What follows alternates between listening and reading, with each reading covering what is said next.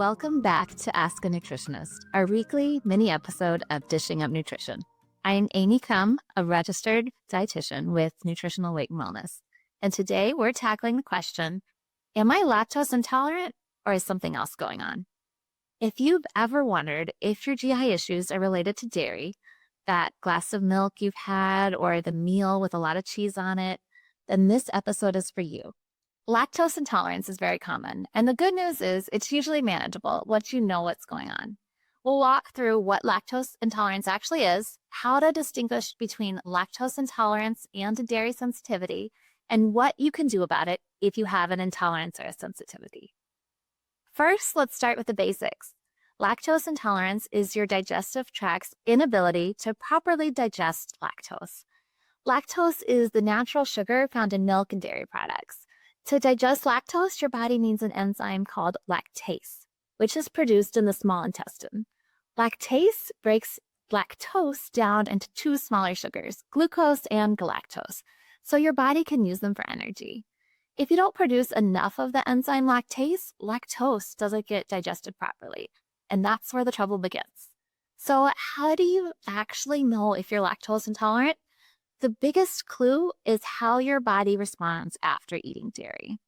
If you consistently notice digestive discomfort after consuming foods like milk, ice cream, soft cheeses, or creamy sauces, that's a strong sign. Here are a few patterns to look for.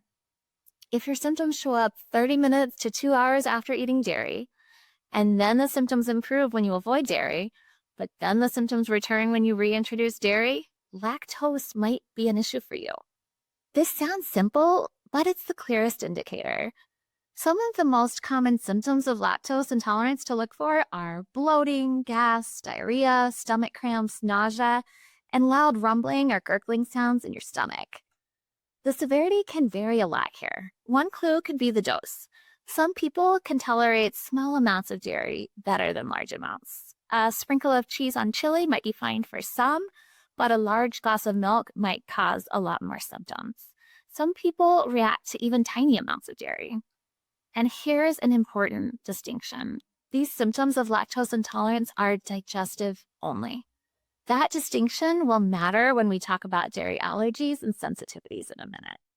There are more complex ways to diagnose lactose intolerance with a medical provider, such as a hydrogen breath test where you drink a lactose-containing beverage and your breath is measured for hydrogen gas.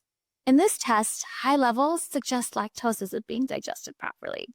There's also a lactose tolerance test where blood sugar levels are measured after consuming lactose. If they don't rise, it suggests poor digestion. In real life, most people can self-identify lactose intolerance based on symptoms and responses to diet changes without needing medical testing. Keeping a food and symptom log for 1 to 2 weeks can be helpful to notice patterns. Write down the dairy products you ate, the amount, the time, and any symptoms that follow. When you see it on paper or in an online food journaling app, it can make it easier to figure out if lactose is the trigger for you. If you're seeing a dietitian, we'd be happy to look over that food log with you and look for those patterns. Another way to determine if you're lactose intolerant is to take a short break from lactose. Try cutting back on lactose for 2 weeks and then reintroduce it. If your symptoms improve when you took out the lactose but then returned when you added it back, that could be a strong clue. Now let's zoom in for a closer look on what's actually happening inside your body. When lactose isn't broken down in the small intestine by lactase, it moves into the large intestine where your gut bacteria take over. The bacteria in the gut ferment the lactose, which produces gas, bloating, and can pull water into the colon, leading to diarrhea. Think of the fermentation process of beverages like kombucha. It creates those fizzy bubbles. That's what's happening in your large intestine if lactose isn't broken down properly in the small intestine, where it's supposed to be broken down. So essentially, if lactose isn't broken down properly in the small intestine, it travels down to the large intestine and becomes fuel for that bacteria, which then produces gas. So what causes someone to be lactose intolerant? There are a few reasons. First is called primary lactose intolerance, which is the most common. This is genetic. Many people just naturally produce less lactase as they age. Next is secondary lactose intolerance. This happens when something damages the small intestine, like celiac disease, Crohn's disease, or gastrointestinal infections. In more rare cases, some babies are born without the ability to produce lactase. For most adults, it's simply a normal decline in lactase over time, not something wrong with your body. Now let's talk about lactose intolerance versus a dairy allergy, because these are two very different things and they often get confused. Lactose intolerance is a digestive issue. A dairy allergy is an immune system reaction. Here's the difference. Lactose intolerance involves the digestive system. Symptoms are gas, bloating, and diarrhea. It's not an allergic immune response, and it's dose dependent, meaning you may be able to tolerate small amounts. A true dairy allergy, on the other hand, involves the immune system reacting to milk proteins, casein or whey.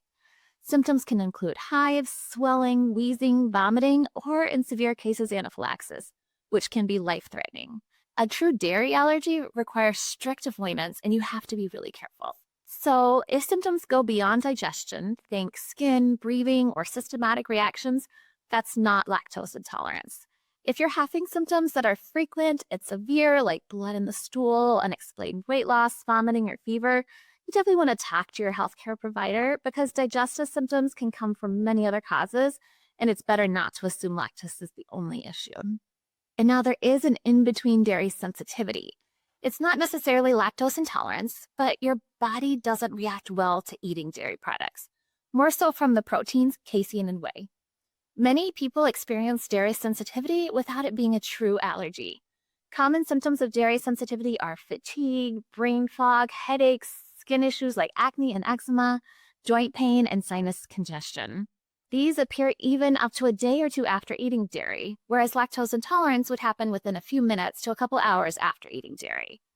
People with lactose intolerance can often tolerate low lactose dairy foods like butter, yogurt, and aged cheeses. However, people with a dairy sensitivity often can't tolerate these foods because they are reacting to the dairy protein, which is in all dairy foods, in varying amounts.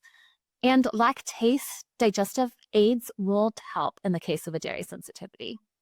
We work with a lot of clients who have some mild symptoms of lactose intolerance, but they really love dairy foods. So they'll ask, is there anything I can take to help me digest dairy foods on occasion? The good news is yes, you can. There are over-the-counter lactase enzyme supplements that you can take before eating dairy. These help your body to break down lactose more effectively. You'll often see them labeled as lactase tablets or dairy digestive aids. There are also lactose-removed milks and other dairy products. These digestive aids are not perfect for everyone, but many people find them helpful, especially when eating out or traveling when you're not as in control of what's going into your food as you are in your own kitchen. So let's talk about practical tips for managing lactose intolerance. If you are lactose intolerant, you don't necessarily have to eliminate all dairy. Here are some practical strategies. See what your tolerance level is. It helps to choose lower lactose dairy options like yogurt or hard cheeses such as cheddar, Parmesan, and Swiss. Try lactose-free milk and dairy products, and there are plenty of dairy alternative milks and other dairy products on the market to choose from. When you're looking at non-dairy milk products, make sure to look at the ingredients. You want to be careful about added sugars and other additives like gums that might cause digestive upset. You can also pair dairy foods with other foods to slow digestion, and use lactase supplements when needed. I do want to point out an important piece to remember. You don't need dairy foods in your diet to get all of your nutrients. For example, there are plenty of sources of non-dairy calcium foods, and supplementing calcium is always an option. If you are lactose intolerant, the best option is to limit dairy rather than relying on lactase digestive aids, which are meant to be used on occasion. So, to recap, if you're experiencing digestive discomfort after dairy, especially bloating, gas, or diarrhea, it could be lactose intolerance. It's common, manageable, and not dangerous. But understanding what's going on in your body can make a huge difference in how you feel day to day. If you're unsure, try a simple elimination experiment. And a dietitian like me can work with you on making sure you're getting all the nutrients you need if you do need to avoid dairy. Thanks for tuning in today. If you found this episode helpful, please share it with someone who's been wondering about their relationship with dairy.